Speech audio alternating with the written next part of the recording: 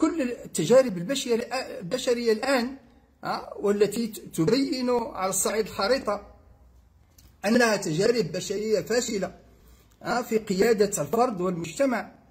هذه التجارب يعني تبين بأن التشريع وقيمها وقيمتها لم تظهر إلا في هذه القرون الأخيرة التي نعيش هذا الدنك في التشريع.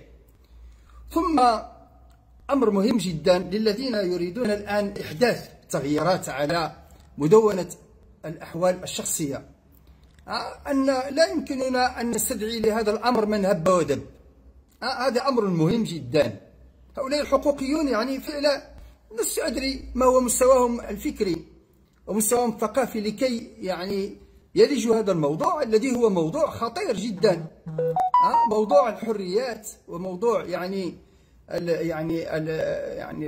حقوق الطفل وحقوق المرأة وحقوق الشباب عموما، حقوق الرجل كذلك، يعني حقوق المجتمع.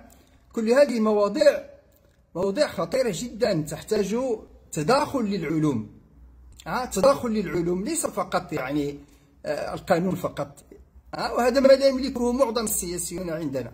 أقول معظم ويعني وأجزم بذلك، لأننا ندخل على يعني سيرتهم الذاتية فلا نجد يعني في هذه السيرة ما يؤهلهم لكي يتكلموا في مواضيع كبيرة مثل هذه التي تدفعنا لكي ندخل الشريعة والقانون والبيولوجيا والاقتصاد ويعني علم الاجتماع، يعني علوم كبيرة جدا. لا يزعم يعني هؤلاء الذين يريدون الآن إحداث تغييرات على يعني القوانين الشرعية أنهم يكتسبوها، إلا باستثناء طبعا المجلس العلمي الأعلى. هؤلاء يعني لم يأخذوا هذا المنصب إلا لكونهم عندهم هذه الصفات. فنحن نثق بعلمائنا.